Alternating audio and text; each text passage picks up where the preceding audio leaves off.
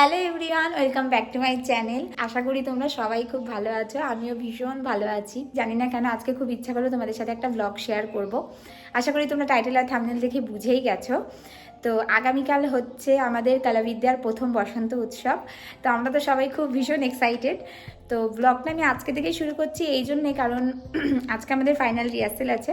তো সেখান থেকে আজকে আমরা আর বাড়ি আসবো না, কাকুর বাড়ি থাকবো, যেহেতু কালকে সকালবেলায় আমাদের ওখানে বসন্ত উৎসব। তো এখন দমদম যাব ক্লাসে। তো চলো অল্প অল্প করে তোমাদের সাথে যতটা আমি পারবো শেয়ার করব। তো ভিডিওটা কেমন লাগলো সেটা তোমরা অবশ্যই কমেন্ট করে জানাবে পুরোটা দেখে। ভিডিও ভিডিও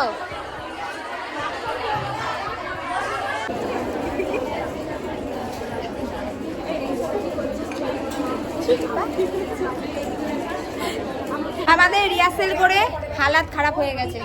এরা তো এখনই রীতিমতো ঝগড়া করছে, তোর এদিক তোর ওদিক। আর এরা তো এখনো ঠিক করছে। মিটেছে মিটেছে মিটেছে, বাকি দেখা হচ্ছে কালকে।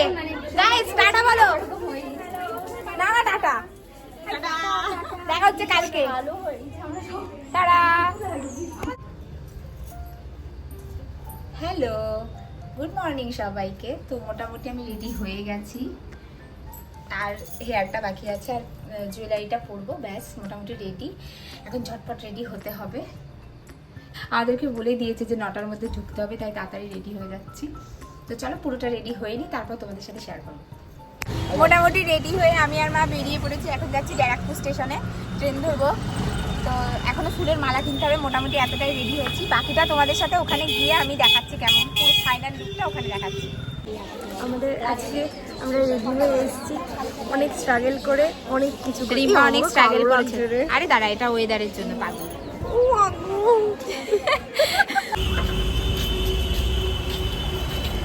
তারপর আমরা সবাই মিলে পৌঁছে গেছিলাম লোকেশনে। প্রোগ্রামটা হয়েছে বিধাননগরের স্টেশনেরই কাছে। তারপর দেখো, যার জন্য আমাদের বসন্ত উৎসবটা হয়েছে সে আজ কতটা খুশি। দিদি এটাই বলছিল যে তোদের ড্রেসটা কি সুন্দর লাগছে। সত্যি ড্রেসটা নিয়ে খুব কমপ্লিমেন্ট পেয়েছি, সবাই বলেছে খুব ভালো লাগছে। সত্যি কথা বলতে ওখানে প্রত্যেকের ড্রেসই খুব ভালো লেগেছে, প্রত্যেকের ড্রেসের সাথে ভীষণ ভালো লাগছিল। তো এই সুন্দর লাগার পেছনের অল ক্রেডিট গোজ টু দিদি। বল, এটা কে হয় তোর? বল। এটা আমার মা। আমার ঘরে থেকে কেউ আসেনি, আমার ঘর পুরুলিয়া ডিস্ট্রিক্ট, সেই জন্য এখানে একটা মা পেয়ে গেছি আমি।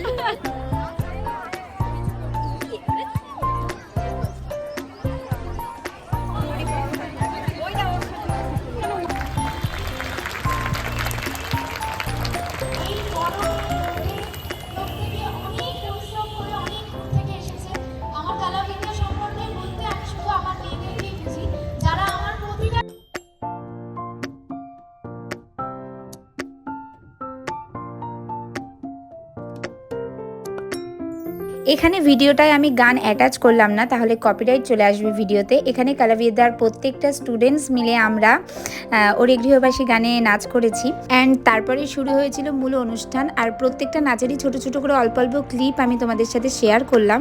পুরো ভিডিওগুলো, মানে ডান্সের পুরো ভিডিওগুলো তোমরা দিদির চ্যানেলেই দেখতে পেয়ে যাবে। দিদি প্রত্যেকটা ভিডিও আপলোড করবে। সত্যিই প্রত্যেকটা নাচের প্রত্যেককে আলাদা আলাদাভাবে ভীষণ সুন্দর লাগছিল, এবং প্রত্যেকটা নাচই খুবই সুন্দর হয়েছে।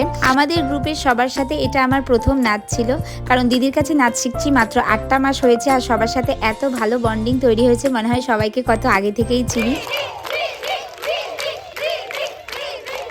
এখন আমরা যে পরিবেশনা দেখতে চলেছি তোমাদের কলাবিদ্যারই মূল কাণ্ডারি অর্থাৎ সম্পিতা প্রামাণিক ম্যাম। সত্যি দিদির পারফরমেন্স এত ভালো লাগে, যতবার দেখি ততবার মনে হয় দেখেই যাই। আমাদের এই বসন্ত উৎসব যেন বারবার হয়। দিদির নাচের পরেই ছিল আর একটাই পারফরমেন্স, সেটার পরেই শুরু হয়ে যায় রং খেলা। তোমরা পরপর দেখতে থাকো, আমার তো মনে হয় না আমার বলার মতো আর কিছু আছে।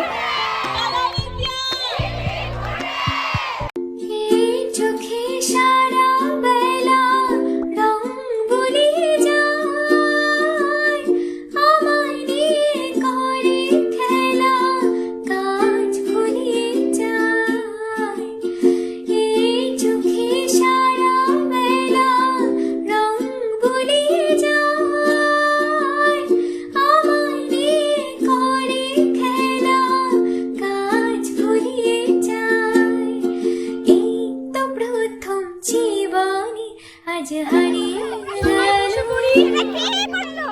গানের সুরে বিলাতে কার প্রাণের নিমন্ত্রণ গুনগুন করছে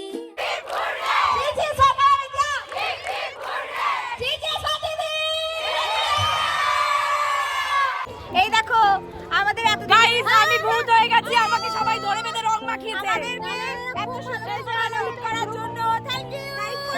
না না আমি বলছি আমার বাচ্চাগুলো সত্যি খুব ভালো, খুবই ভালো। আমার চিৎকার করা লাগেনি একটুও। আমার একমাত্র ব্যাট যার পিছনে আমার একটা চিৎকার করা লাগেনি। ইচ এন্ড এভরিওয়ান সবাই খুব সুন্দর করে পারফর্ম করেছে। ফোন ফোন নেই, ফোনও যে হারে হোলি খেলেছে। টিফিন আমাকে তো চেনা আজকের ব্লগ এইটুকুই, টাটা টাটা দাও।